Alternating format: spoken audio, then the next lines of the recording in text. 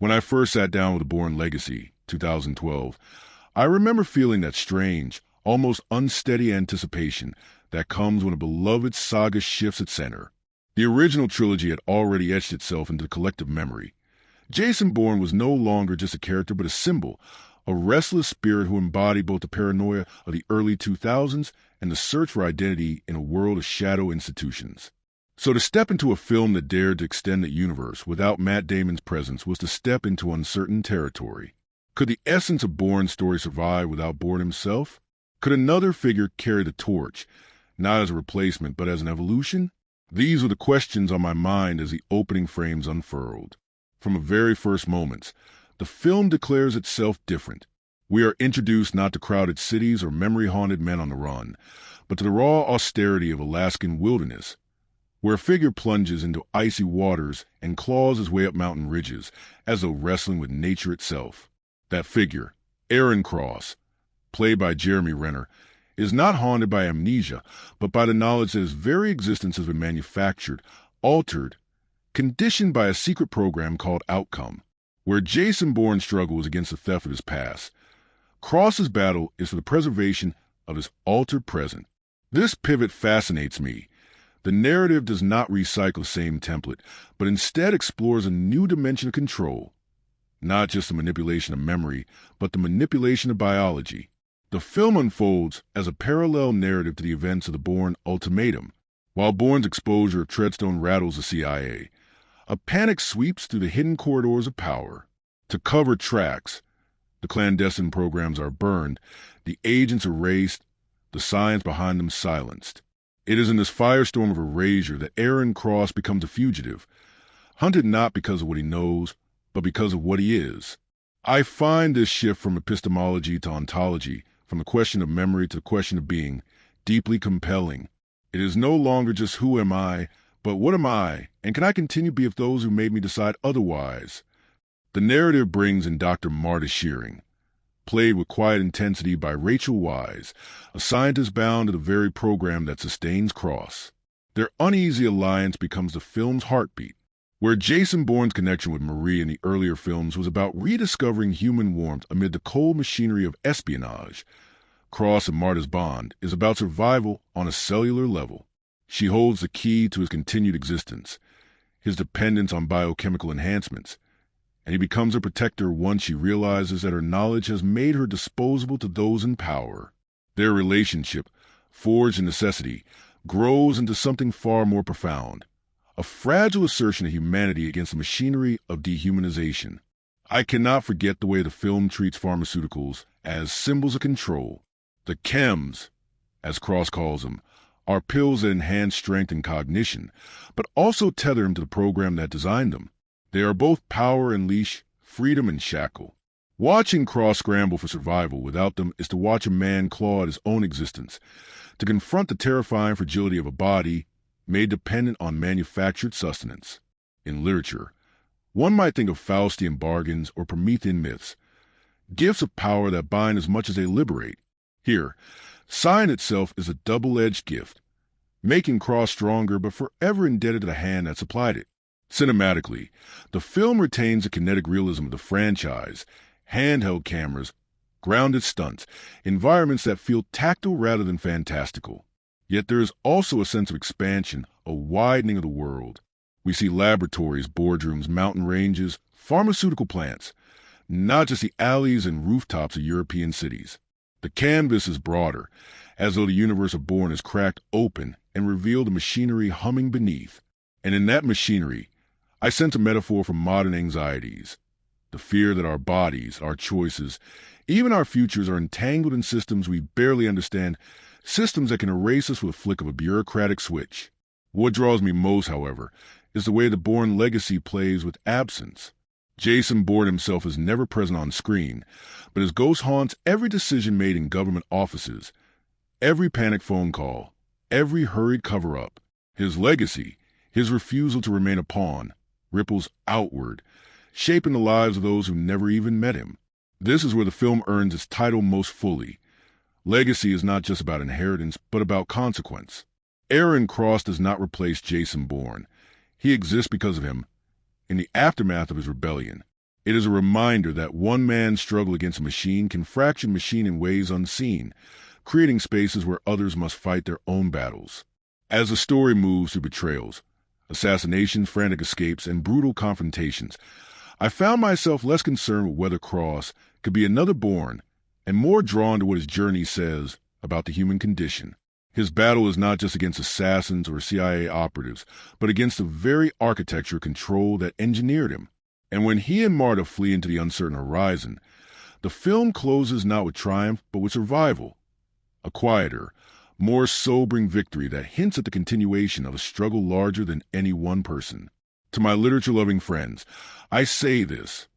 Watching the Bourne Legacy is to engage with questions that reach far beyond espionage. It asks us to consider what it means to be human, when our biology can be altered, when our worth is defined by institutions, when survival is granted only by those who claim ownership over our bodies. It is a film about legacy, yes, but also about autonomy, fragility, and resilience. And in its shadows, in its silences, in its relentless motion, it reminds us that every story, even one without its original hero, can carry the weight of myth if it dares to ask questions about what it means to live freely. The story opens with a man who has trained his body into a disciplined instrument, surviving in a place that wants him dead. In the Alaskan wilds, he dives under ice, scales ridges, and moves through white silence like a creature bred for hostile weather. And only later do we learn that this is not a survivalist vacation, but an evaluation. He is an outcome operative named Aaron Cross, part of a black program that has pushed human performance past ordinary limits with a regimen of pharmaceuticals and conditioning. His world is a web of rules. Check in at a remote, safe cabin. Prove your endurance against the mountain. Keep your supply of pills steady, and never ask too many questions about the people who issue them. At the cabin, he briefly meets another operative, a quiet, wary figure who understands the code of their trade. Speak little. Keep the pills dry. Don't speculate about the hand that feeds you. Their exchange is oddly intimate in its sparseness. Two engineered men comparing chems the way monks might compare prayer beads, aware that the beads keep them in order. Far away, the shock waves from another story detonate in conference rooms and surveillance hubs. The exposure of older programs has thrown the agency into a panic. Committees assemble. Screens flicker with names and code names, and a man who lives in acronyms and contingency plans steps forward to clean house. He is a fixer of the national security bureaucracy, the kind who speaks in verbs that erase, burn, retire, neutralize. For him, the solution to scandal is subtraction. If a program can't survive daylight, it will be folded into darkness forever, and that means agents who once cost millions now become liabilities that must disappear cheaply. Orders travel like cold electricity through the system. Back in Alaska, Aaron senses something off in the rhythm of his routine. The drop he expects is not where it should be. The timing feels wrong, and he is forced to stretch his dwindling supply of pills. When wolves test the perimeter of his camp, the scene plays like a parable. Nature is not his true predator. His own makers are. A drone prowls the sky. Another appears. He reads the threat almost before the audience can name it, and his counter is both feral and clever. He wrestles a wolf, forces a tracking device that has been implanted in him down the animal's throat, and sends a machine eye chasing the wrong heat. One drone annihilates a decoy. The other he brings down with a rifle and the patience of a hunter who knows angles and wind. The explosion is less triumph than confirmation. Someone who has always told him where to run now wants him erased from the ledger. The camera then returns to the human architects of this purge. Their logic is antiseptic. Collapse the lab, silence the science, sever the chain that proves these men were designed. In the fluorescent calm of a research facility, a scientist trusted by his colleagues suddenly becomes the instrument of erasure, drawing a pistol and turning a quiet weekday into a massacre. It looks like a workplace tragedy. It is in fact a controlled burn. One researcher, Dr. Marta Shearing, survives the slaughter by the narrowest of contingencies. She is in a side room, her routine disrupted, her life spared by seconds and doorways. What she does not yet understand is that survival inside the lab merely schedules her death outside it. A cleanup team visits her home posing as support, and only when the conversation turns slightly wrong. Details too neat, concern too polished. Does the truth arrive with the weight of a gun? The intent is to close her story as a suicide. She resists by instinct, but the math is hopeless. 2 trained men, 1 unarmed scientist. The door breaks inward with a sound that feels like oxygen returning to a sealed room. Aaron Cross has followed the logic of his own survival to hers. The rescue is swift and violent and strangely tender. He moves with the authority of someone who has rehearsed every room he enters. Yet he speaks to her with the precision of a patient explaining a diagnosis. He knows things about her that only a program asset would know. What department she served, what pills he needs, how the dosage lands his bloodstream. His questions are not open-ended. They are the short, necessary prompts of a man running out of time. She realizes with a shock that reads across her face like a change in season that she has been living inside an experiment that has now migrated from lab bench to street, and that the subjects are not numbers but men like the one in her kitchen asking for chems while protecting her life. The pair flee into motion, and the pursuit acquires new layers. In the rooms where programs are ended with signatures, the failure to neutralize both the operative and the scientist triggers a change in temperature. More resources are allocated, new phrases appear on white boards, and the problem is reframed not as a loose end, but as a leak that could lead to a flood. What these administrators fear is not 2 fugitives, but the story those fugitives could tell, a tale of biology weaponized and dependence engineered. The language becomes colder, the assets more exotic, and somewhere abroad a different kind of operative is told to prepare.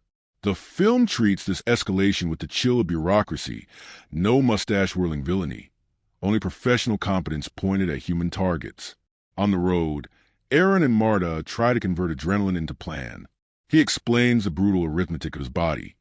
The blue pills for cognition, the green for strength and endurance, the dependence built into his cells like a lease agreement that must be renewed or the property reverts to original condition. Withdrawal is not merely unpleasant. It is a collapse of the enhanced self. She confirms the science in cautious fragments, the way a person confesses complicity while still discovering its full contour. There are ways, she says carefully, to make certain enhancements permanent, a process they call viral, a kind of program reboot that locks in gains while severing the need for the daily crutch.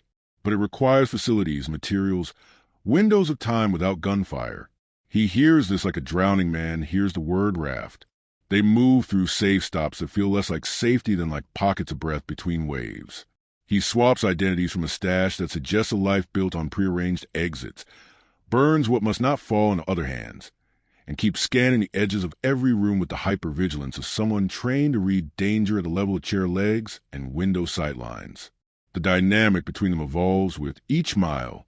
At first she is the frightened civilian, the witness who must be protected and shepherded, but she carries a knowledge he cannot live without. The balance of power becomes a compact. He is the shield and the strategist. She is the key and the compass. Their conversations are devoid of romance, yet full of intimacy, because nothing binds 2 people faster than realizing each is the other's only chance to remain alive. Meanwhile, consequences spool outward from the lab massacre. Official statements sanitize. The media is guided toward an explanation that closes inquiry, and families receive templated condolences. Inside the system, however, the line items are clear. A project neutralized, a scientist unaccounted for, an operative still at large. A decision is made to widen the theater. Immigration databases are queried, airline manifests flagged, consulates briefed with language that says everything and nothing. In this climate of controlled panic, a single image from a street camera, a face half-turned, a gait recognized by software trained to love patterns, can redirect teams across the globe. The fugitive's next pivot is geographic and philosophical. If the pills were the leash, the viral procedure is the bolt cutter. The problem is access. The only place to execute it properly is within the very network that wants them dead. The manufacturing and research nodes where the chems originate, where the freezers and vectors and clean rooms can host the delicate violence of rewriting a body. She sketches an option that sounds insane precisely because it is rational. Go toward the source, not away from it. Hide in the open long enough to perform the procedure, then vanish into a different kind of anonymity. The anonymity of a man who no longer needs what his makers control. Their first attempt at quiet movement fractures under the weight of a world that watches. A hotel corridor yields agents who don't look like agents until their hands move in the practiced geometry of capture.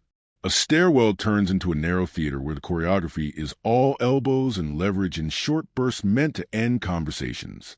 Aaron treats space like a weapon, converting angles and railings into advantage, and they spill back into daylight with the air of people who just earn another few hours of being. Every time they reach a vehicle, the vehicle becomes a character with its own thresholds and prayers. Will the engine turn before the next set of boots appears? Will the traffic open like a vein?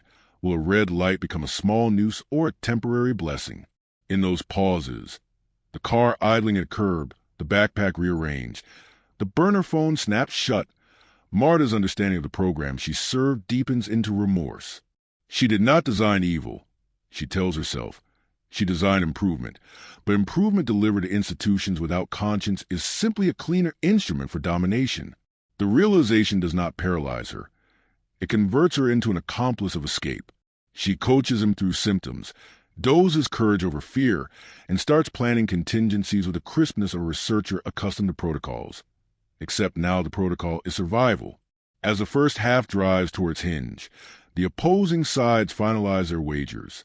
The hunters activate a more severe option abroad, something that is spoken with the pride technicians reserved for prototypes. The fugitives choose a path that sounds least impossible. Reach the manufacturing nexus where a viral procedure can be performed, accept the illness it will induce, and trust that the worst fevers end. Geography is destiny now. Tickets are bought with identities that will not last a day. Bags are packed with the minimalism of people who know weight slows thought. The final images before the midpoint are full of forward motion, a plane banking, a city rising in humid light, two figures moving as if chased by the idea of ownership itself. Because what is at stake is no longer merely whether they can outrun assassins, but whether a man engineered for dependence can become whole without permission. The second half begins with geography tightening into urgency. Aaron Cross and Dr. Marta Shearing arrive in Manila, the city where Outcome's pharmaceutical nexus breathes and hums behind the facades of ordinary industry. Manila is not treated as a postcard backdrop, as a living organism. Crowded streets, humid air, motorbikes weaving through impossibly narrow arteries. Every alley both cover and trap. Into this labyrinth a fugitive step, carrying the paradox that their only chance at freedom lies in submitting to one last entanglement with the very science that enslaved him. I remember feeling the way the camera translated Manila's density into claustrophobia, making every face in the crowd seem like it might be a watcher, every window a potential scope. They find passage into the pharmaceutical facility with the caution of people who know that even air vents might be cataloged. Marta prepares a viral procedure, explaining with scientific calm what it means to reboot a system. A force fever, cells burning under a chemical fire, a body rewritten to hold enhancements without the leisha chems. Aaron listens with the flat patience of a soldier who has long ago accepted that survival is stitched with pain. The room they occupy becomes a crucible, part sick room, part laboratory, part battlefield in waiting. When the injection is delivered, he collapses into spasms and fever, and Marta becomes nurse, guardian, and accomplice all at once. She wipes his brow, listens to incoherent mutterings, and steadies her hands against his shivering. I felt these moments echoing older archetypes, the warrior wounded, the healer watching over him, the myth of trial by fire where a man emerges remade. While Aaron writhes in fever, the parallel machinery of pursuit is activated. The CIA handlers, having exhausted drones and ground teams, turn to their most severe measure, Larks 03, another engineered operative, bred with enhancements, trained for obedience, stripped of hesitation. He is introduced not as a man, but as a demonstration, a silhouette on a treadmill, vitals clean, motions efficient, his humanity erased into algorithmic compliance. Where Aaron still wrestles with choices, Larks 03 is choice erased. The deployment of this operative sharpens the film's philosophical edge. It is not just one man against the system anymore. It is one man with fragmented humanity intact against a perfected vision of what the system always wanted. An asset that does not question, does not falter, does not remember. Aaron's fever breaks. His body steadies. The viral procedure has worked.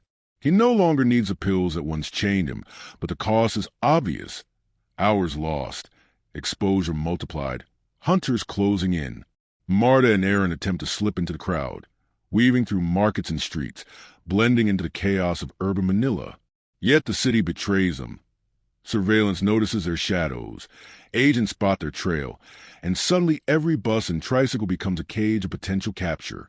What unfolds is one of the most sustained pursuit sequences in the series, a ballet of urban improvisation where motorbikes slash through traffic, alleys funnel into bottlenecks, and sweat pours not just from exertion, but from the claustrophobia of being cornered in a living city. The duel with Larks. 03 explodes into the chase.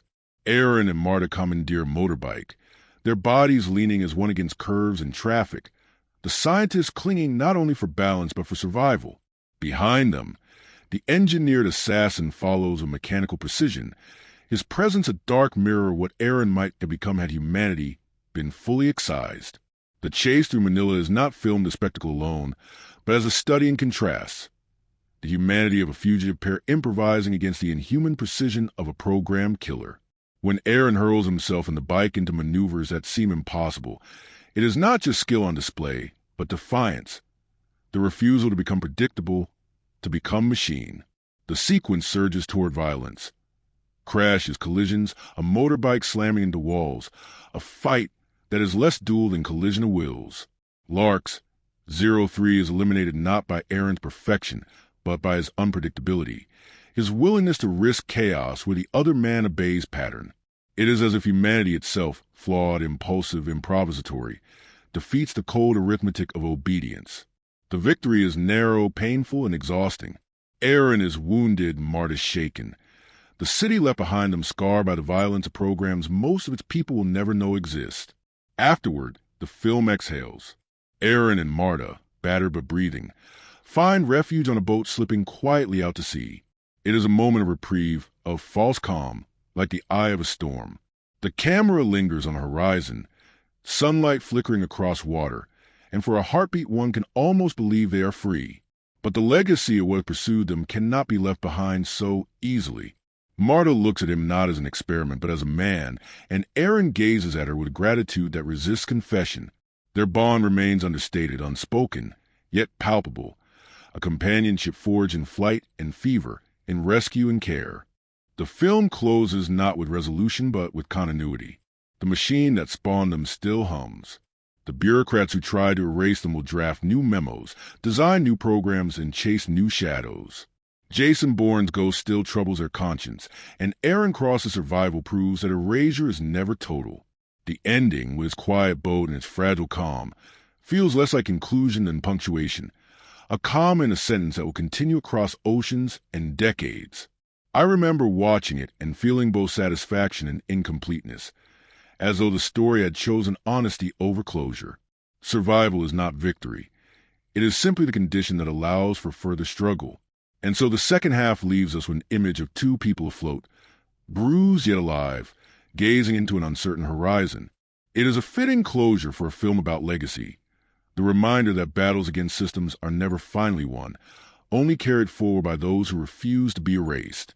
When I think about this film, what lingers most are not just its chases or its wilderness trials, but the people who inhabit it. Figures etched by fear, survival, and the quiet ache of unfinished humanity.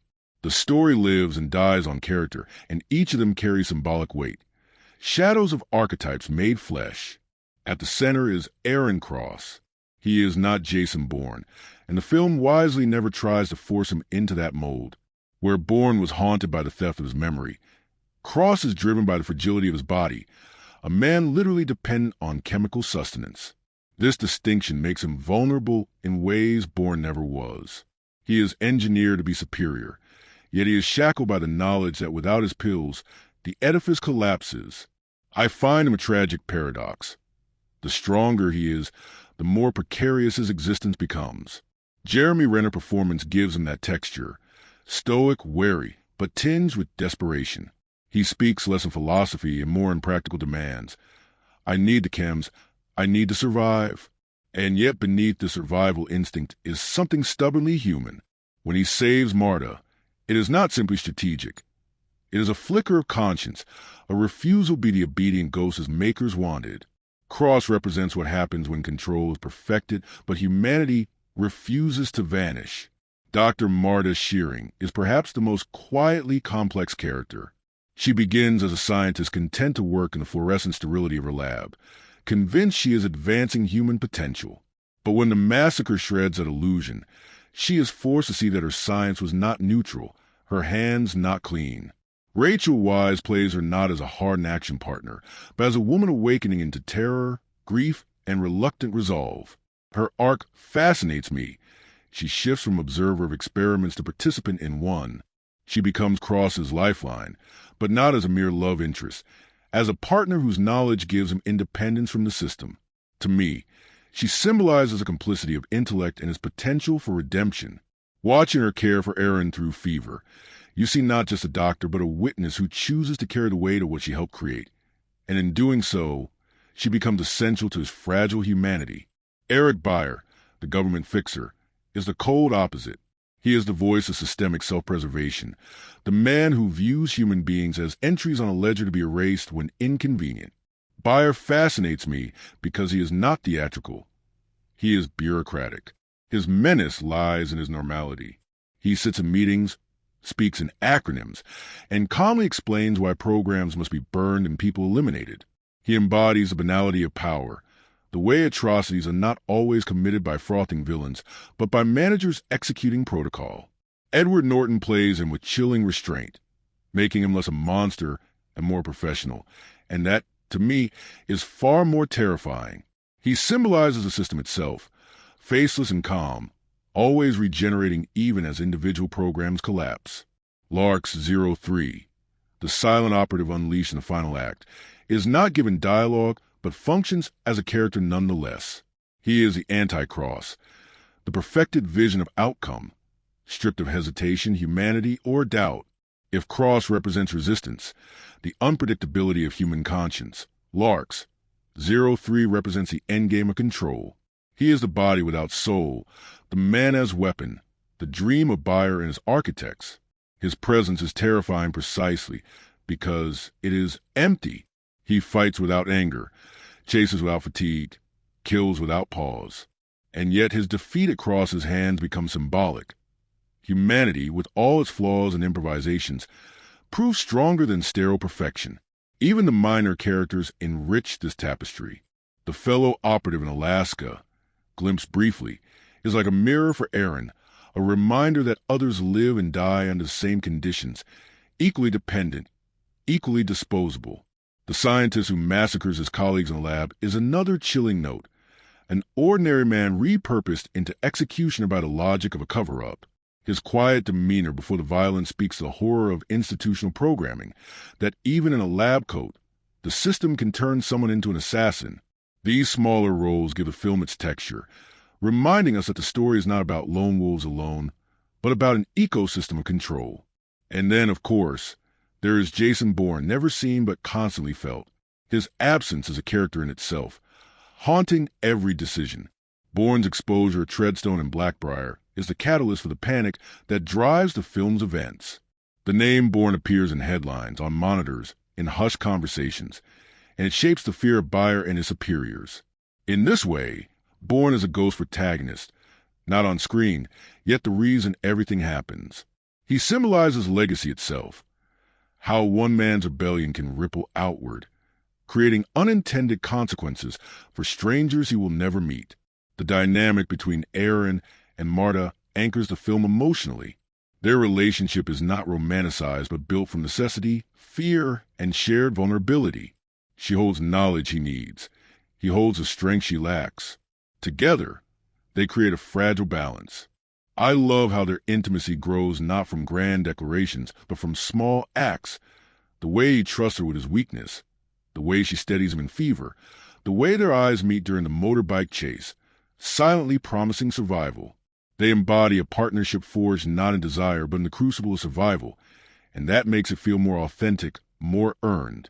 Each character, then, symbolizes a facet of the film's central meditation, what it means to live under systems of control. Aaron Cross is a flawed humanity that refuses erasure. Marta Shearing is the intellect caught between complicity and redemption. Eric Byers, a machinery of bureaucracy, efficient and merciless. Lark's 03 is a terrifying dream of perfected obedience. Jason Bourne is the absent presence, the ripple of rebellion. Together, they create a chorus that sings of survival, morality, and the eternal tension between freedom and domination. When I revisit the film, it is these characters that keep me returning, not just a chase of the explosions, but the haunted faces, the quiet gestures, the humanity that flickers in moments of desperation. For a story about engineered operatives and bureaucratic cover-ups, it is deeply human, reminding us that even in worlds designed to strip individuality, character refuses to vanish. What delights me about films like this one is how the most surprising truths often live not in the main narrative, but in the shadows, in production decisions, behind-the-scenes accidents, and historical quirks that shape the story in ways you might never suspect.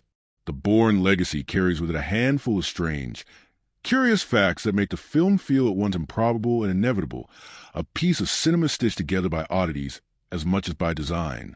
One of the strangest facts is that Jason Bourne himself never appears, yet the film constantly revolves around his ghost. Matt Damon had made it clear he would not return without director Paul Greengrass, leaving the studio with a franchise that could not move forward and could not afford to die. The solution was bizarre in its simplicity. Tell a story about someone else entirely, but make sure the absent figure shapes every decision. This absence is what gives the film its peculiar tension. It is a Bourne film without Bourne, a story haunted by a character who never arrives.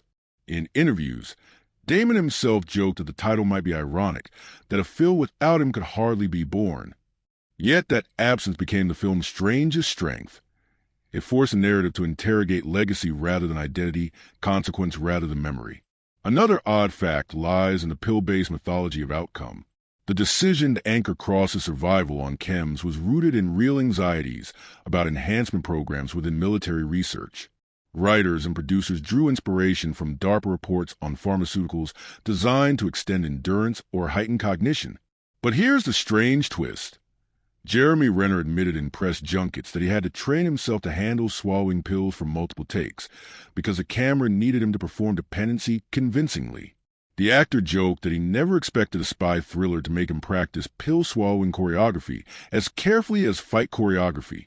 That odd bit of realism, watching him handle the chems with practiced desperation, makes the fiction feel disturbingly close to truth. The production also carried a strange geographical coincidence. Much of the climactic chase was filmed in Manila, making the Bourne Legacy one of the first major Hollywood blockbusters to stage such an extended sequence in the Philippines. But the shooting almost didn't happen. Permits, traffic control, and the sheer chaos of filming a motorbike pursuit through one of the world's most congested cities seemed impossible. Local reports describe how whole neighborhoods had to be convinced that the disruption would be worth it. Residents leaned out of windows, watching Jeremy Renner and Rachel Weisz roar past on a motorbike, while stunt doubles executed perilous crashes. For weeks, Manila became a living stage. The strangeness here lies not just in logistics, but in cultural impact. Citizens who had grown used to traffic jams suddenly found themselves extras in one of Hollywood's biggest franchises. Even today, many Filipinos recall the shoot as an extraordinary disruption that turned their daily commute into cinematic history. Then there's the curious case of Edward Norton's casting as Eric Byers. Initially, Norton turned down the role, uncomfortable with its limited screen time compared to his star stature. What changed his mind was a promise that Byers would embody a chilling bureaucratic logic rather than villainous theatrics. In interviews, Norton confessed he was fascinated by the idea of playing someone who never gets his hands dirty, yet causes more deaths than any assassin. It is strange to think that one of the film's most understated performances almost never happened, and stranger still that the actor was drawn to the role not for its visibility, but for its invisibility, the quiet menace of paperwork and protocol. The viral alteration subplot also has a strange scientific echo. The language of viraling off chems was invented for the film, but scientists later pointed out that the concept resembled real viral vector gene therapy, a medical frontier being tested in labs at the same time the movie was released. What was written as speculative fiction in 2012 now reads eerily close to reality in 2025, where CRISPR and gene editing have made the idea of permanent cellular alteration no longer far-fetched. Watching the film today, I find it strange that a Hollywood thriller accidentally anticipated a debate that would become central to modern biotechnology. Perhaps the oddest fact is how much of the film's DNA is recycled from the original trilogy, sometimes literally. The timeline overlaps with the Bourne ultimatum, and certain scenes were stitched together using leftover footage and alternate takes to make the stories align. In one case, the filmmakers digitally inserted background material from earlier films to create the illusion that Cross's story was happening just off-screen while Bourne's chase unfolded. It's a strange form of cinematic shadow play, making the new story a parasite on the old, always feeding off the original but never touching it directly. And then there is the motorbike chase, one of the longest in the series. Renner insisted on doing many of the stunts himself, though the studio begged him not to. The strange part is how his training in archery for the Avengers earlier that year supposedly helped him maintain balance on the bike. Both require stability, focus, and quick reflexes. He later joked that being Hawkeye prepared him to be born without Bourne. That odd cross-pollination of franchises, superhero training lending itself to spy realism, speaks to how films live in the same cultural bloodstream. The box office story has its own strange contour. The Bourne Legacy performed strongly worldwide, but much of its revenue came from international markets rather than the United States. For a film so steeped in American paranoia, its survival was dependent on foreign audiences. That irony, a movie about U.S. black programs saved by global ticket sales, makes its existence stranger still. Legacy, indeed. And finally, one of the strangest facts is how the film ends not with triumph, but with survival on a boat, underscored by the same Moby track that closed the earlier films. Many audiences expected resolution, yet the repetition of that song created a haunting sense of déjà vu. The strangest truth, perhaps, is that the Bourne Legacy is both sequel and echo, new and not new, haunted and haunting. It exists in the liminal space between continuation and repetition, a film defined by the absence of its hero, by science both imagined and real, by cities turned into stages, by performances almost lost, and by audiences who kept the franchise afloat even as it drifted into uncharted waters. When I recall these facts, I realize how much strangeness is a true lifeblood of cinema. What seems improbable, filming motorbike chases in Manila, casting an Oscar winner in the supporting role, imagining pill dependency as narrative device, becomes not just trivia but the very fabric that gives the film its peculiar resonance. Legacy, after all, is built as much from the strange accidents of history as from intention, and this film is proof of that. When the film finally reached audiences in 2012, what struck me was how divided the world seemed in its reception. Some critics approached it like a substitute teacher walking into a familiar classroom, wary, skeptical, already certain that without Jason Bourne, the lesson would be incomplete. Others, however, saw in it the chance to widen the franchise's vocabulary, to experiment with new themes of biology, dependency, and consequence. The tension between these perspectives mirrors the film itself, an argument about legacy, about whether survival of the name is enough when the figure behind the name is absent. The critical establishment at the time often treated it as an experiment in diminishing returns. Reviewers noted the absence of Matt Damon, like a missing limb. They argued that while Jeremy Renner was capable, the film lacked the emotional intimacy Damon brought. Some called a hollow echo, a film haunted by its predecessor's greatness without fully escaping its shadow. Yet there were others, less numerous, but more perceptive, I think, who recognized that the absence was part of the design. They saw that the film was less about imitation than about consequence, less about identity than about survival. These critics highlighted how the narrative dared to shift from epistemological puzzles, who am I, to ontological questions, what am I? For them, the Bourne Legacy was not a lesser copy, but a reframing of the same universe through a different lens. Scholars, too, found fertile ground here. In journals of cinema and cultural studies, the film has been examined as a text about biopolitics, the control of life through science and systems. Where the original trilogy obsessed over surveillance and memory, this film obsesses over biology and dependence. The chems become symbols of how modern power does not simply watch or manipulate us, but penetrates our very cells. Academic writers drew connections to Foucault, to Agamben, to theories of biopower and the ways in which states exert control not only over bodies, but over the molecular fabric of being. For them, The movie is a cinematic allegory of a world sliding into biotech governance, where freedom itself is measured in doses and survival is leased from laboratories. Audience reactions were equally complex.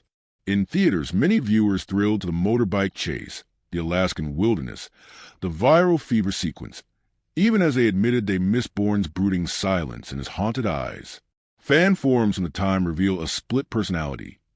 One camp insisting the franchise should have ended with Ultimatum.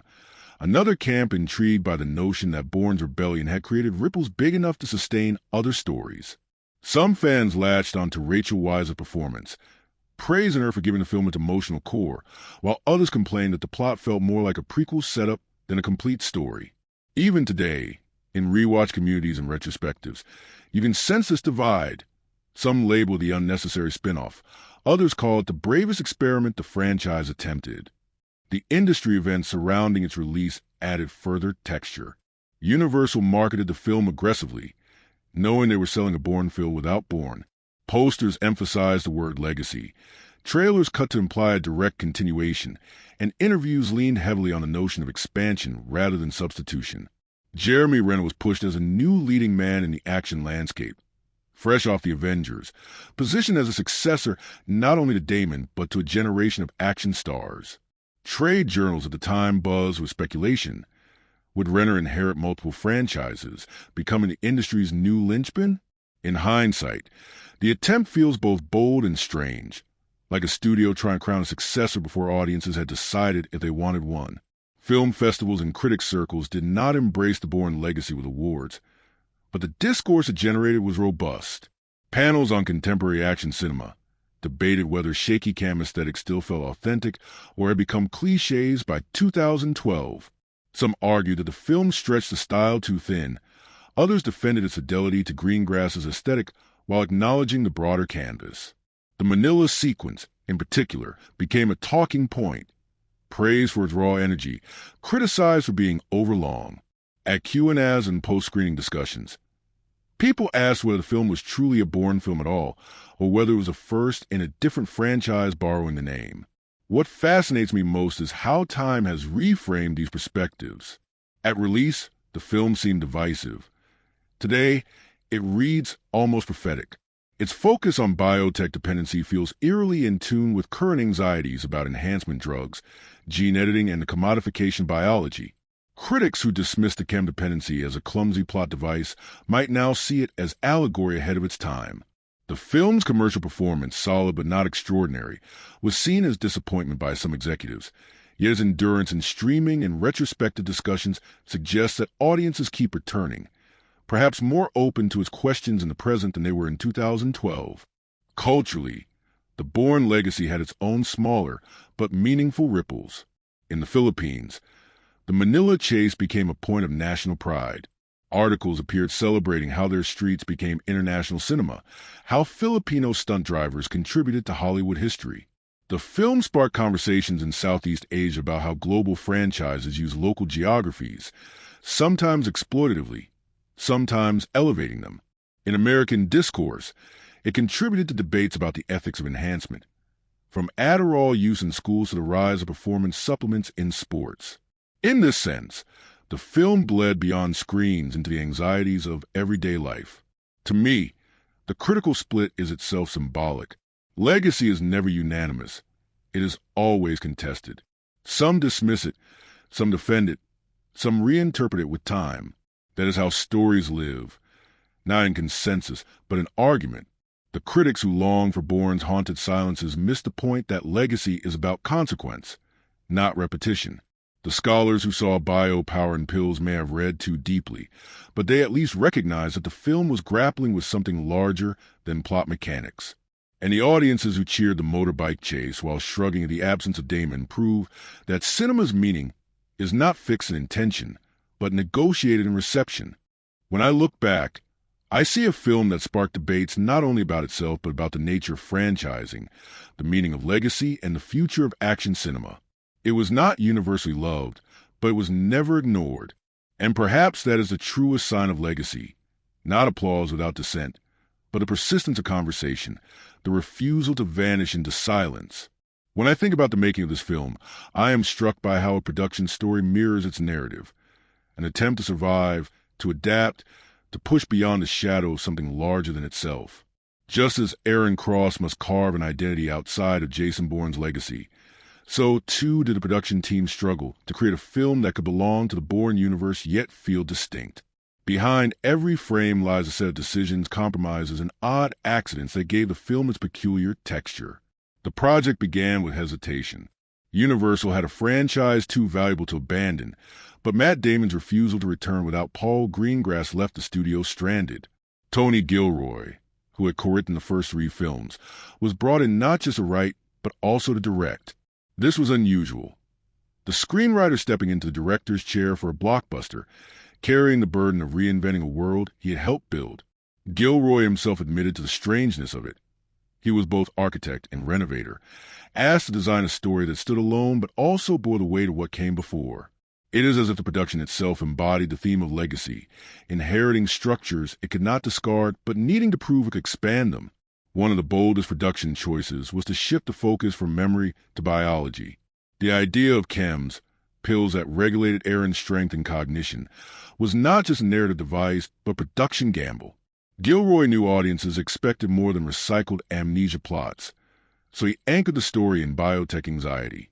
Behind the scenes, consultants were brought in to ensure the science felt plausible, even if speculative.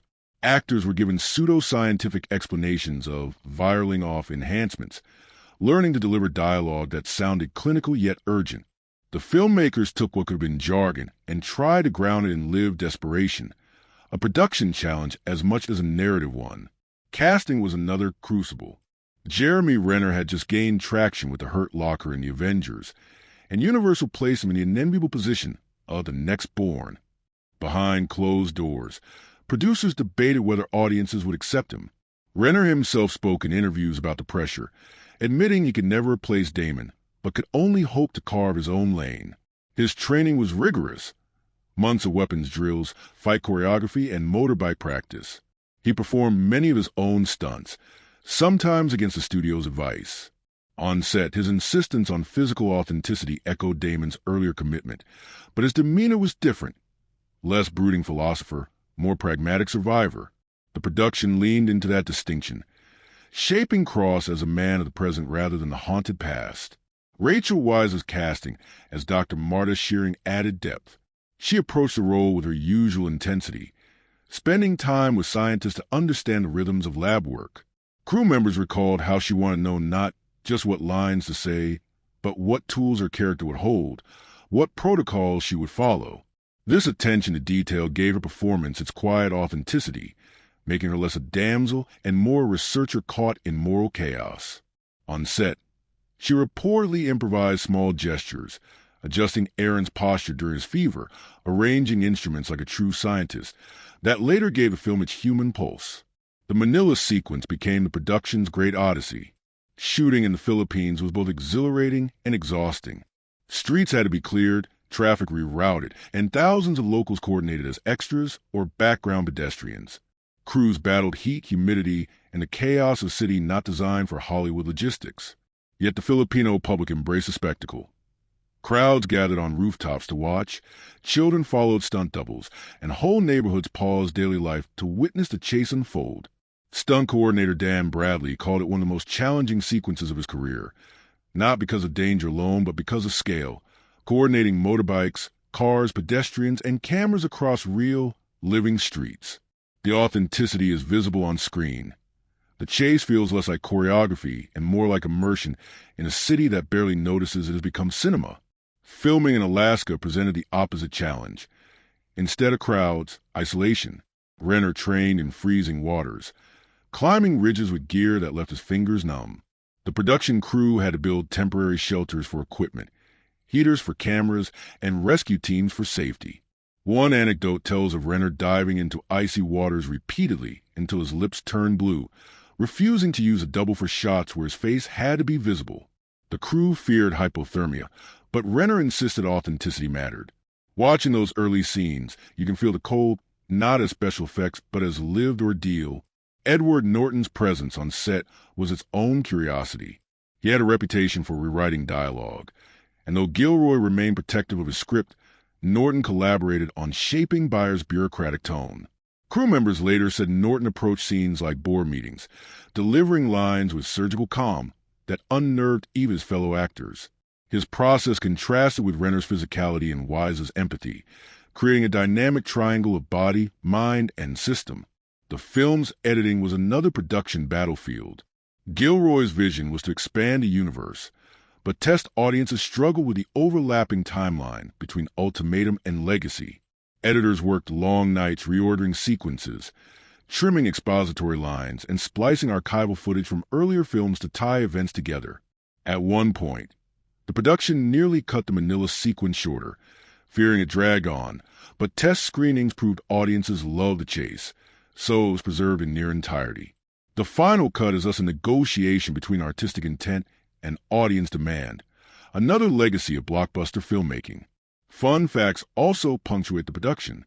Moby's Extreme Ways, the track that closed all the earlier Bourne films, was remixed once again for this installment, a decision debated heavily in production meetings. Some argued it tethered the film too closely to Damon's trilogy. Others insisted it was tradition. In the end, they kept it, creating an odd sensation of déjà vu for audiences, a film about moving on that still clung to its predecessor's anthem. Another curious tidbit: Renner's training for the Avengers overlapped with his Bourne preparation. He later joked that learning to steady his arm as Hawkeye helped him balance motorbikes in Legacy. The crossover of franchises in a single actor's body is one of cinema's stranger ironies. Superhero poise feeding into spy realism. The production also faced storms of perception. Rumors circulated that Damon criticized the project, calling it unnecessary. Gilroy defended it, insisting it was not a replacement but an expansion. The tension spilled into press interviews, giving the film's marketing an edge of drama. Audiences were not just watching a movie, they were watching a franchise struggle over its own future. For me, the strangest and most fascinating production insight is how life mirrored art. Just as Cross struggles with dependence on chems, the film itself seemed dependent on the legacy of Jason Bourne. It could not live without him, yet it had to prove it could survive on its own. That paradox shaped every decision: casting, music, story, marketing. In the end, the production became a metaphor for narrative, a body engineered by its predecessors, fighting to claim its own autonomy. Looking back, the film's making feels like a story of endurance.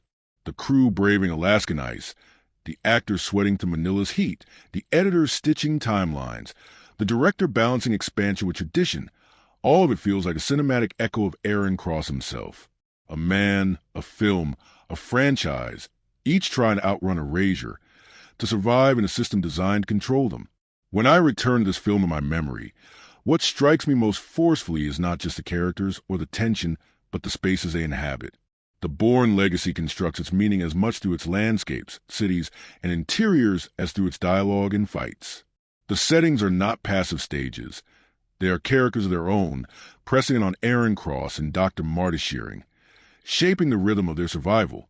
Each environment mirrors their state of being: isolation, dependency, exposure, or fleeting freedom, and the cinematic treatment of these places is what makes the film resonate beyond its script. The film begins in Alaska, and those opening shots are a declaration. Gone are the European train stations and claustrophobic alleys of Jason Bourne's Europe. Here we see mountains, rivers, endless ice. The Alaskan wilderness is rendered with a tactile harshness, not romanticized postcard beauty, but raw, unyielding geography.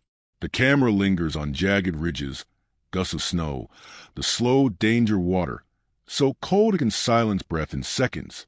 Aaron's body is framed against these expanses as both small and immense, a speck moving against nature, yet also a man so conditioned he can leap into it without hesitation. For me, Alaska functions as a metaphor for the engineered operative, breathtaking, hostile, sublime, and isolating. The cinematography insists that survival here is not just physical, but existential. When Aaron swallows his chems in the snow, the pills feel absurdly fragile against a backdrop of mountains older than empires, a man-made leaf swallowed in a wilderness that predates mankind. The shift from wilderness to laboratory is abrupt, and that abruptness is itself symbolic. The sterile research facility where Marta works is bathed in fluorescent light, a contrast to Alaska's natural radiance. Here, walls are white, instruments glint with clinical precision, and silence is broken only by the hum of machinery. Cinematically, the lab embodies a philosophy of control. Every surface is designed to contain, to measure, to regulate. When the massacre unfolds, that very sterility becomes chilling, violence against a backdrop that promised safety. The juxtaposition of scientific order with human chaos exposes the fragility of the illusion. No amount of sterilization can prevent the contamination of cruelty. Watching the blood spill across clean tiles, I felt the space itself recoil as if the architecture betrayed its promise of neutrality.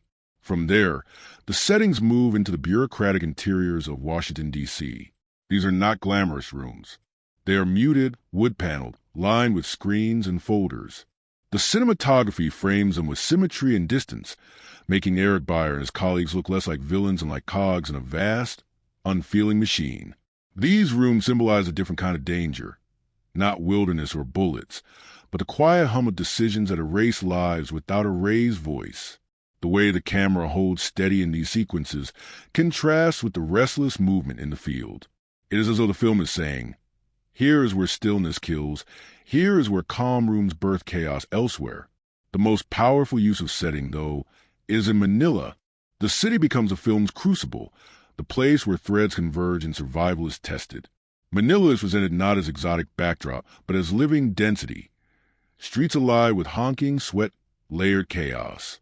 The camera immerses us in the claustrophobia of crowds, the impossible tangles of traffic, the relentless noise. Unlike Alaska's silence, here the danger is that one cannot hide.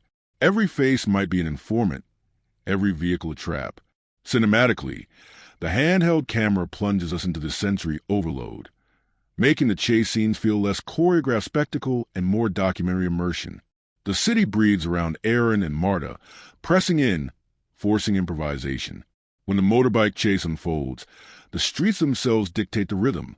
Narrow alleys compressing, markets bursting into confusion, staircases suddenly becoming vertical stages of escape. The pharmaceutical facility in Manila is another crucial setting. Unlike Marta's American lab, this one feels industrial, less about sterile science and more about hidden production. Pipes, vents, metallic chambers, a place where biology and machinery merge into industrial secrecy. It is here that Aaron undergoes the viral alteration, and the setting amplifies the symbolism. In this mechanical womb, he is reborn. Fever and sweat echo against metallic surfaces, and the space becomes almost ritualistic. A factory doubling as a crucible of transformation. The setting's harshness mirrors the suffering. And when he emerges free of dependency, the facility feels both violated and consecrated. Sound is vital in how these spaces are rendered. Alaska is scored by silence and natural noises. Wind, crunching snow, the ominous word drones. The lab hums with fluorescent buzz and muffled chatter, punctuated by sudden gunfire. Manila thrums with urban cacophony. Car horns, motorbikes, vendors' cries, sirens. Each environment has its own music, and the film uses it to immerse us. I find it fascinating how the settings are scored less by traditional soundtrack than by lived soundscapes, as if the spaces themselves were singing their danger. Light also tells a story. Natural light in Alaska conveys raw truth, an honesty that strips Aaron to his core. Artificial light in labs and boardrooms conveys control, deception, sterility. The shifting palette from white snow to fluorescent glare to the golden chaos of Manila streets charts the journey, from isolation to exposure, from dependency to fragile autonomy. The cinematography leans into contrasts. Wide open wilderness versus claustrophobic crowds, sterile labs versus dirty streets, quiet mountains versus urban cacophony. These juxtapositions are not decorative but thematic, illustrating the different forms of imprisonment and survival.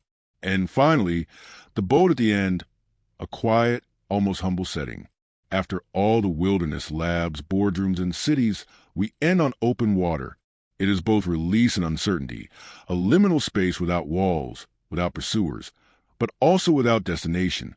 The cinematography softens, the horizon opens, and for a moment the film breathes.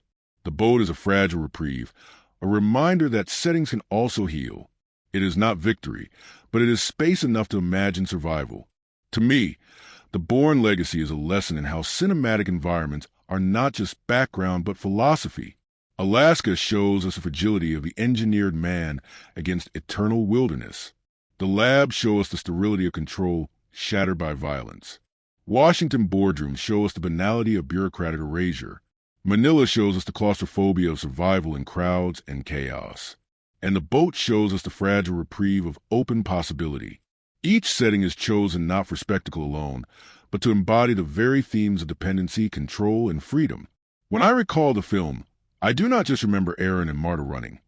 I remember the snow cracking under his boots, the sterile gleam of lab tiles, the humid press of Manila's streets, the quiet sway of a boat escaping into light. These are not just places. They are the architecture of legacy itself. The reminder that every struggle is inscribed in a space, and every space tells its own truth. Behind the curtain of this film lies a story almost as fraught as the one it tells. The Bourne universe had already become a cornerstone of modern action cinema by the time Ultimatum thundered across the globe in 2007. But when it came time to imagine what followed, the machinery of Hollywood found itself staring into the same abyss Aaron Cross faced. How do you survive when the system that made you has erased its most vital component? The behind-the-scenes tale of the Bourne Legacy is one of invention under duress, creative compromise, and sheer endurance. The first struggle was conceptual. Matt Damon's departure left Universal holding a franchise that was still commercially valuable but narratively exhausted. The studio turned to Tony Gilroy, the screenwriter who had shaped Bourne's myth from the beginning. Asking him to direct was both a risk and an act of desperation. Gilroy had never helmed something on this scale, but he understood the DNA of the franchise. He approached it not as continuation, but as reframing, conceiving of a parallel story rather than a sequel. His mantra, repeated in interviews, was that the world of Bourne was bigger than Jason himself.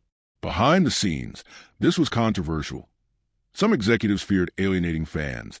Others saw the chance to expand a cinematic universe before shared universes were fashionable. Casting was the next crucible. Jeremy Renner was chosen at a moment when his career was accelerating after The Hurt Locker and The Avengers. For Renner, stepping into Bourne's shadow was both opportunity and burden. Crew members later remembered his seriousness. He trained obsessively, performed many of his stunts, and brought an intensity that sometimes unsettled extras.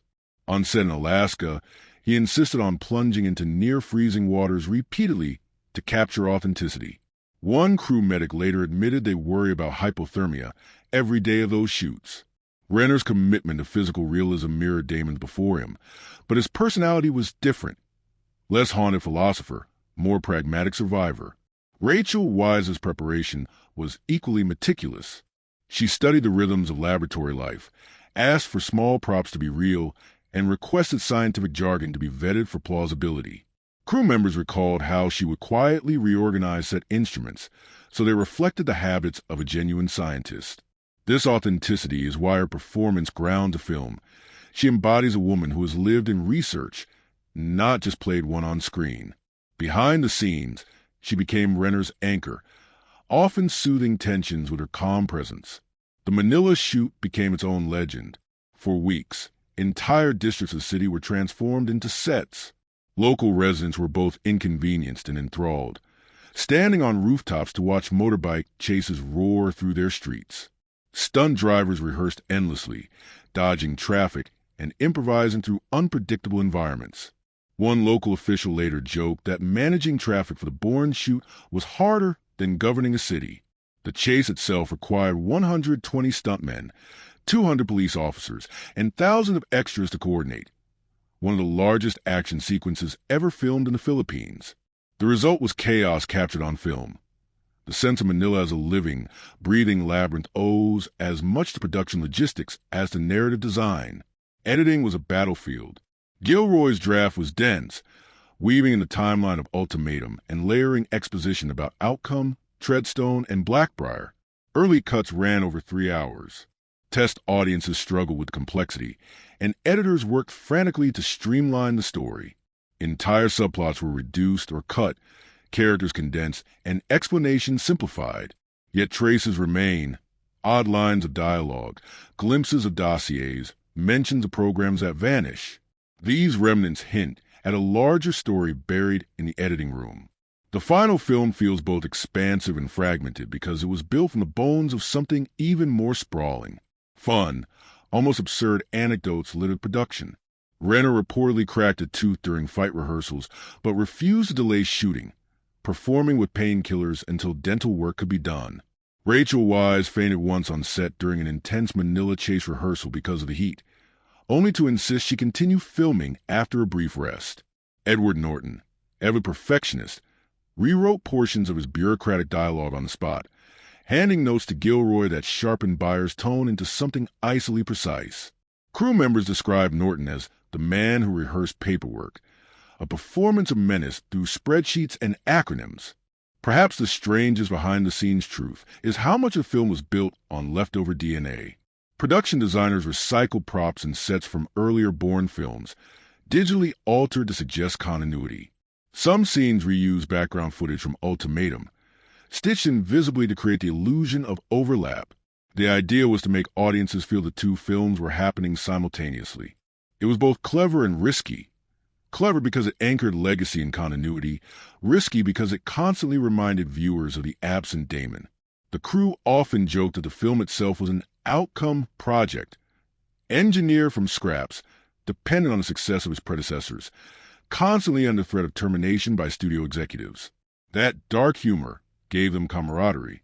They knew they were working on a project many critics would view skeptically, yet they threw themselves into it with stubborn pride. What moves me most in reflecting on these behind-the-scenes stories is how human they are. Renner freezing in Alaskan rivers, Weisz fainting in Manila heat, Norton rehearsing acronyms, Gilroy fighting the editing room. Each anecdote mirrors the very themes of film: endurance, dependency, control, resistance. The making of the Bourne Legacy was itself an act of survival, a film fighting to exist in a world that half wanted it erased. When I revisit the film now, I cannot help but see these ghosts behind the images. The snow carries the memory of crew huddled in makeshift shelters. The motorbike chase echoes with the chaos of Manila commuters rerouted for cinema. The calm menace of Byers' boardroom comes alive with Norton scribbling last-minute notes. The fever sequence holds a memory of Weisz adjusting real instruments so her hands would move with truth. Every frame carries the sweat of people who, like Aaron Cross himself, refuse to vanish. And that, perhaps, is the most fitting behind-the-scenes insight. This film was born in struggle, engineered in compromise, shaped by accidents, and carried to screen by sheer endurance. It is, in its production as much as in its story, a tale of survival against erasure. When I think of this film, what resonates most deeply is not just the action or the chase, but the ideas hiding within them. The Bourne Legacy speaks in symbols as much as in stunts, layering its narrative with themes of dependency, control, and survival. Beneath every punch and pill, there is philosophy, a meditation on what it means to live when your body, your choices, even your humanity are shaped by forces outside your control. The most obvious theme is dependency and autonomy. Aaron Cross is not an amnesiac searching for identity like Jason Bourne. He knows who he is. His crisis is more primal. Without the pills, the chems, he may not survive. They grant him strength and cognition, but they also bind him to the system that engineered him. They are both lifeline and leash, power and prison. Watching him scramble for chems feels almost allegorical. The human body itself turned into a commodity, autonomy reduced to dosage. The theme resonates beyond the film's fiction, echoing our real-world anxieties about pharmaceuticals, enhancement, and the uneasy line between medicine and manipulation. His viral transformation, where he endures fever's severed dependence, becomes more than plot. It is a symbolic rebirth, a painful ritual of liberation. Another central theme is control versus resistance. The film contrasts individuals struggling to survive with institutions calmly deciding who lives and dies. Eric Byer represents the faceless system, a bureaucrat who erases lives with paperwork and acronyms. His calmness symbolizes the banality of systemic cruelty. No raised voices, no overt malice, just a logic of erasure. Against him stands Aaron Cross, not as a hero with grand speeches, but as a man simply refusing to vanish. This tension dramatizes the age-old struggle of human conscience against institutional machinery. Every fight, every chase becomes symbolic of that resistance. A man insisting on survival when the system has written him off. Science as both salvation and curse is another recurring theme. Marta Shearing embodies the double-edged role of intellect. She designs enhancements that elevate human potential, but in doing so, she unknowingly creates shackles.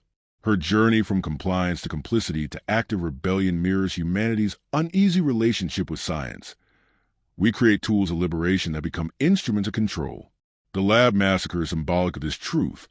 Sterile science collapsing into violence, neutrality revealed as illusion. Marta's decision to help Aaron viral off is not just scientific assistance, but moral redemption, a choice to reclaim science for survival rather than suppression. The theme of legacy itself is woven into film's title and structure. Jason Bourne never appears, yet his ghost haunts every frame. His rebellion against Treadstone created the panic that drives the outcome program's collapse. He is the absent presence, the ripple that generates new waves. Aaron Cross is not his replacement, but his consequence. This layering transforms legacy into more than inheritance. It becomes contagion. One man's refusal to obey infects the system with fear, and that infection shapes the lives of strangers. The film suggests that legacies are not chosen, but created through the unintended consequences of our resistance. The symbolism of setting reinforces these themes. Alaska embodies isolation and testing, a man against nature reflecting a man against his engineered self. The lab symbolizes sterile control, shattered by sudden violence. Washington's boardrooms embody the calm brutality of bureaucratic power. Manila represents claustrophobic survival, a city that swallows fugitives into its density, forcing improvisation. Finally, the bow at the end becomes a fragile symbol of reprieve, not victory, but freedom enough to imagine tomorrow. Each place is more than backdrop. It is a metaphorical stage of the film's philosophical concerns. One of the most powerful symbols is the wolf. Early in the film, Aaron kills a wolf and uses its body to misdirect a drone, swallowing its tracker to send the system chasing an illusion. The wolf becomes surrogate, decoy, and sacrifice. Symbolically, it represents a natural predator, a creature that kills to survive, contrasted with the artificial predator of drones and programs. The wolf is free, Aaron is not. Yet by using the wolf's body to trick his hunters, Aaron symbolically claims nature's cunning against the machine. The scene suggests that survival requires reclaiming natural instinct from artificial control. The pills themselves are symbols of a broader truth. Power is always double-edged. They make Aaron extraordinary, but they also make him vulnerable. To me, they symbolize the bargains we all make with systems. The salaries, the contracts, the comforts that bind us even as they sustain us. In Aaron's case, the pills literalize his condition. Watching him claw at his supplies like watching humanity writ small. Dependence on structures we did not build, desperate to break free. Even Lark's 03 is symbolic. He is Aaron's dark mirror, the perfected asset stripped of hesitation or conscience. He represents the endgame of control, the dream of Bayer and his bureaucrats, a soldier without will, a body without soul. His defeat by Aaron is thus symbolic of the victory of humanity, flawed, impulsive, improvisational, over sterile perfection. It is not just a duel but a parable. To be human is to be unpredictable, and that unpredictability is our ultimate weapon against systems that would erase us. And finally, the boat at the end speaks quietly yet powerfully. After wilderness, labs, boardrooms, and urban chaos, the boat drifting toward open horizon represents reprieve. It is not triumph but survival, not closure but continuation. The sea becomes symbol of possibility, reminding us that freedom is not a final state, but a fragile condition that must be seized moment by moment.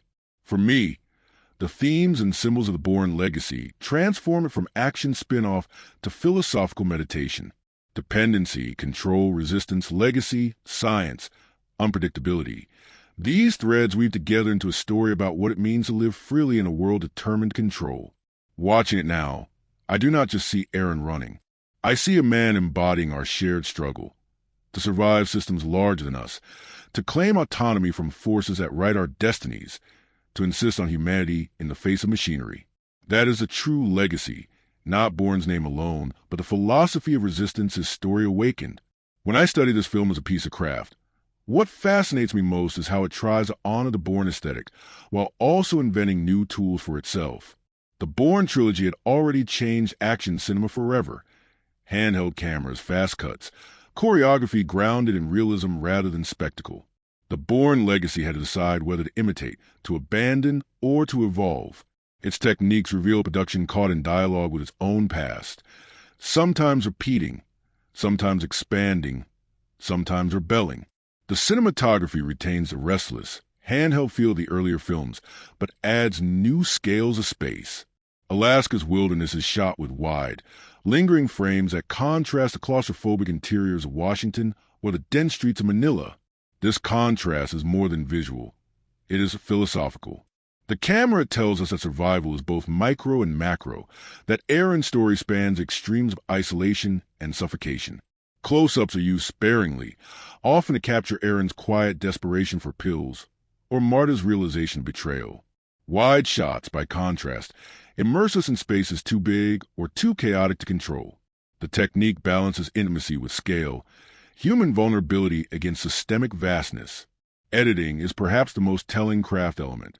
The Bourne films have been criticized and celebrated for their rapid cutting, creating a kinetic language that some called revolutionary and others called confusing.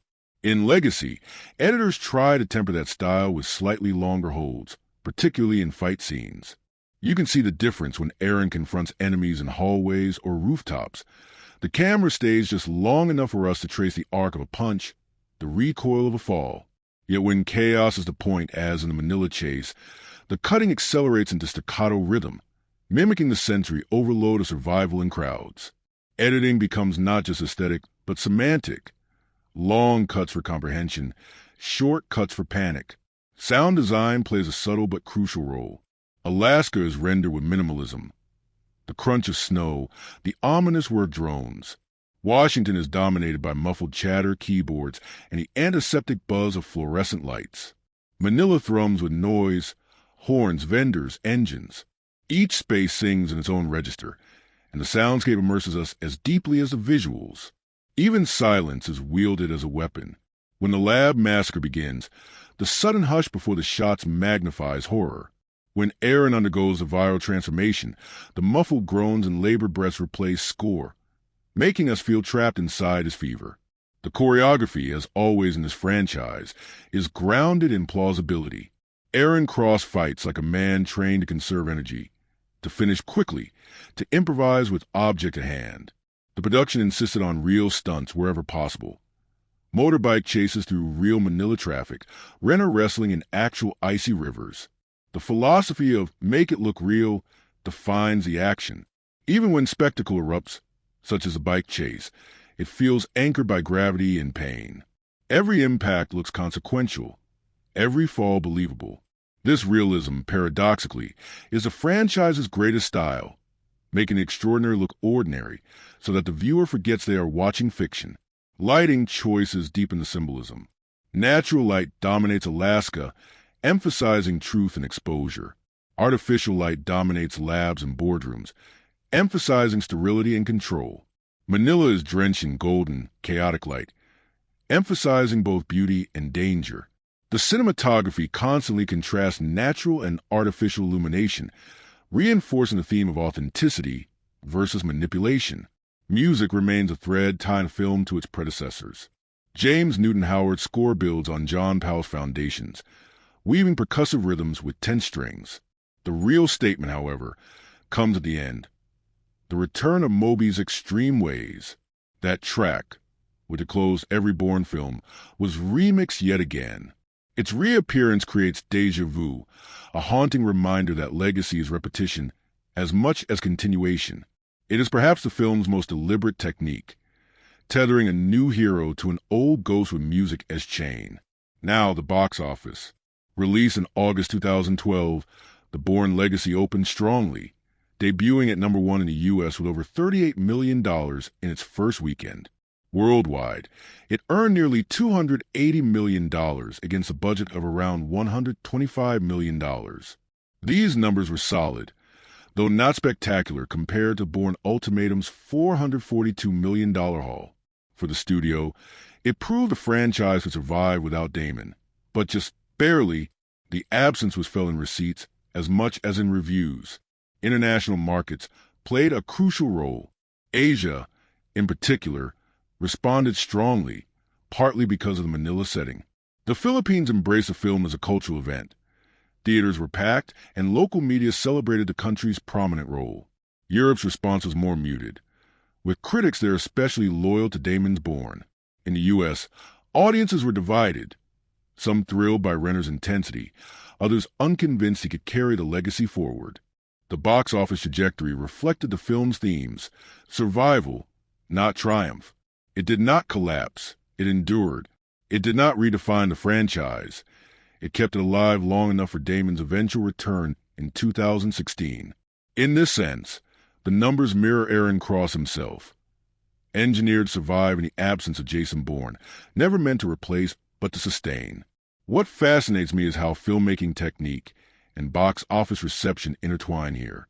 The technical choices, handheld cameras, grounded stunts, natural soundscapes, aimed to reassure audiences that this was still Bourne. The box office showed that reassurance was only partly successful. People accepted survival, but not substitution. The craft kept the world alive, but the numbers proved the ghost of Jason Bourne could not be silenced. For me, the legacy of the Bourne Legacy lies in this paradox. Technically, it is a finely crafted film, using cinematography, editing, sound, and performance to expand the franchise's grammar. Financially, it proved the world could persist without Damon, but not flourish. Symbolically, it became the embodiment of its own title. A film living in inheritance, carrying a name forward, never fully free of the shadow behind it. When I revisit it now, I see not just an action thriller, but a document of cinematic survival. The techniques show discipline. The box office shows endurance. Together they tell a story about how art and commerce wrestle in the same frame. And that, to me, is the truest insight, that this film, like Aaron Cross himself, exists because it refused to be erased, even when the system seemed ready to discard it. When I think about this film's cast, I see not only the actors on screen, but the currents swirling around them. Expectations, comparisons, doubts, admiration. The Bourne trilogy had given audiences a single face, Matt Damon's, as the embodiment of a generation spy myth. To move forward without him meant placing enormous weight on the shoulders of new performers, each of whom carried their own stories into this production. The casting itself became part of the narrative, and interviews and audience reactions reveal how much these human presences shaped the film's legacy. Jeremy Renner as Aaron Cross was the fulcrum. He was chosen at a career peak, just after The Hurt Locker had made him a serious actor and the Avengers had positioned him as an action star. In interviews, Renner spoke candidly about the strangeness of inheriting a franchise without replacing its hero. "I'm not Bourne," he said repeatedly. "I'm someone else who has to live in the same world." He described the training as brutal: weapons, motorbikes, months of stunt rehearsals, but insisted that the hardest part was not physical but psychological, convincing audiences that his story mattered even in the absence of Jason Bourne. Critics often noted his intensity, a stoic pragmatism different from Damon's haunted vulnerability. Some audiences loved that difference, seeing him cross a new angle on the universe. Others found him too closed off, too technical. But Renner's performance gave the film its spine, a man driven less by memory than by dependency, less by guilt than by survival. Rachel Weisz brought another register entirely. As Dr. Marta Shearing, she grounded the film in emotional and moral complexity. In interviews, she said she was drawn to the script because it asked a scientist to confront the consequences of her work. She researched lab life, asked for authentic details, and insisted her character not be reduced to the woman who needs rescuing. Audiences and critics alike praised her, often more than Renner, for bringing warmth, intelligence, and vulnerability. In many reviews, she was described as a true emotional core, her fear and determination making the film feel human. Fans on forums remembered her performance as the reason they care about Aaron's survival, because Marta gave his struggle meaning beyond pills and pursuit. Edward Norton as Eric Byer fascinated me most. Known for intense, often starring roles, he accepted what was essentially a supporting part, but one loaded with symbolic weight. In interviews, Norton admitted he was intrigued by playing not a villain with guns, but a bureaucrat with words. He rehearsed his lines like policy briefs, stripping emotion out until only cold efficiency remained. Critics noted how chilling this was, a man erasing lives with calm language rather than violence. Audiences were divided. Some found his presence magnetic. Others felt he was underused. Yet everyone agreed that Norton's buyer embodied the system itself, and his performance added gravitas to the film's quieter sequences. The supporting cast added texture. Stacy Keach's Mark Terso played the elder statesman of the bureaucracy, a reminder that the system has layers of continuity. Oscar Isaac, then early in his career, appeared briefly as another outcome operative in Alaska. His short screen time left a lasting impression. The wariness, the recognition of shared dependency, the fatal end when the program turned on him. Looking back, it feels uncanny to see Isaac in such a small role before his later stardom. Then there was Corey Stoll as Zev Vendel, David Strathairn reprising Noah Vosen in archival appearances, and Joan Allen glimpsed as Pam Landy. Their presence stitched legacy to the earlier films, reassuring audiences that this was indeed part of the same universe. Interviews around release revealed how much weight the actors felt. Renner spoke of pressure, Weisz of responsibility, Norton of fascination. What struck me most was how often they used the word world. They knew they were not telling Bourne's story anymore, but keeping a world alive. This awareness seeped into their performances, a sense that each was carrying more than just character, but franchise. Audience reactions reflected this. Some viewers embraced the cast wholeheartedly, praising Renner's physicality, Weisz's gravitas, Norton's menace. Others felt disoriented, missing Damon's familiar presence. Reviews on fan sites often read like debates. Renner is great, but he's not Bourne. Weisz saved the film. Norton is terrifying but underused. The discussions themselves became part of the experience, as though audiences were negotiating the meaning of casting choices in real time. Over the years, retrospective reviews have softened. Many now see Renner's Aaron Cross less as a failed substitute and more as a deliberate contrast. A man caught not by amnesia but by dependence, embodying a different facet of the same universe. Weisz's performance remains universally praised, often cited as one of the most intelligent portrayals in the franchise. Norton's bureaucratic villain has gained new resonance in an age of algorithmic decision-making and faceless power. For me, the cast of the Bourne Legacy symbolizes the film's central theme, survival in the absence of the original. Each actor played someone caught between systems and survival, and each actor themselves was caught between audience expectations and the shadow of Damon. Interviews show their awareness of this burden. Audience reviews show how contested their success was. Together, they embody the film's paradox, not Bourne but legacy, not replacement but consequence. When I revisit the film, I did not just see Aaron Cross scrambling for chems or Marta guiding him through fever. I see Renner wrestling with audience doubt, Weisz asserting emotional truth, Norton embodying bureaucratic menace. I see a cast carrying the fragile continuity of a franchise, knowing they will be judged not only on performance but on comparison. That is why their work matters, because they remind us that legacy is not about replication, but about carrying weight, however contested, however fragile. As I bring this journey to a close, I cannot help but think about how the Bourne Legacy itself feels like a fugitive, a film running from erasure, a film that should not exist but insists on doing so anyway. It is both sequel and not sequel, both Bourne and not Bourne, both survival and continuation. And in that paradox, it embodies its own title more honestly than most blockbusters ever dare. It is about legacy, about what endures when the original is absent. Aaron Cross is not Jason Bourne. He does not have Bourne's haunted silences, nor his identity crisis, nor his mythic resonance. But he has something else, the desperate fragility of dependency. His struggle is not to remember but to remain, not to reclaim his past but to secure his present. In that sense, he is perhaps more human than Bourne ever was. Bourne was myth, the archetype of the man without memory, wrestling with who he was. Cross is mortal, a man scrambling for pills, sweating through fever, begging for the chance simply to keep existing. Watching him, I realize that legacy is not always about greatness. Sometimes it is about endurance. Marta Shearing's presence reinforces this. She begins as a scientist cloaked in the illusion of neutrality, and ends as a witness and partner in resistance. Her arc mirrors the journey we all must make. To recognize that our knowledge, our skills, our labor are never neutral when they serve systems of control. Her choice to help Aaron viral off, to risk everything for one man's freedom, is a small rebellion, yet it reverberates. It reminds me that legacy is not only carried by heroes, but by those who choose to refuse complicity. Eric Byer embodies the other side of legacy, the system that always regenerates, calm, faceless, indifferent. He reminds us that no matter how many drones fall or programs collapse, the machinery of power continues to hum in conference rooms and acronyms. Legacy here is not only what rebels leave behind, but what institutions preserve through adaptation.